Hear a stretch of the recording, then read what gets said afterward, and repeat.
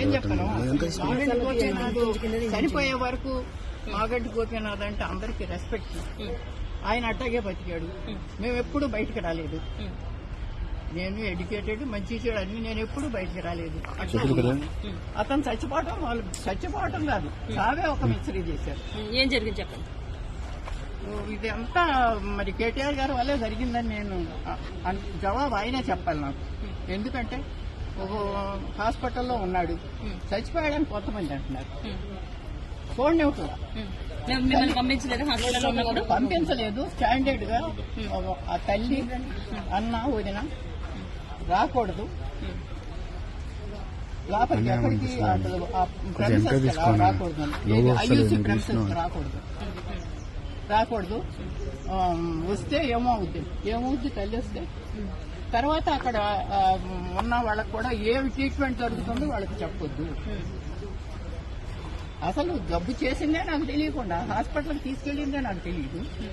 ఎవరో హాస్పిటల్ తెలిసిన ఆయన ఫోన్ చేసి బాబు వచ్చేసారు అని పెద్ద బాబు ఏంటికి ఏంటంటే వెళ్తే రాని మరే.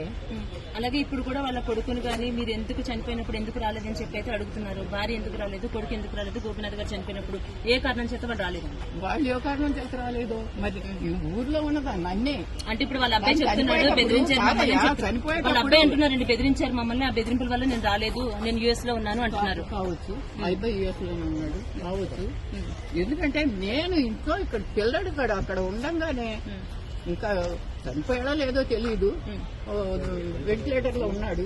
ఒక్కసారి చూస్తానంటేనే నన్ను కన్న తల్లిని, ఆడికి 63 ఏళ్లు, నాకు 92 ఏళ్లు. ఏమ్మా చివరి దశలో ఇటువంటి బాధ వచ్చింది ఏంటి, పిల్లాన్ని చూస్తానంటే చూడలేకుండా చేసి 3 రోజులు మరి వెంటిలేటర్ లో అట్టు పెట్టారు.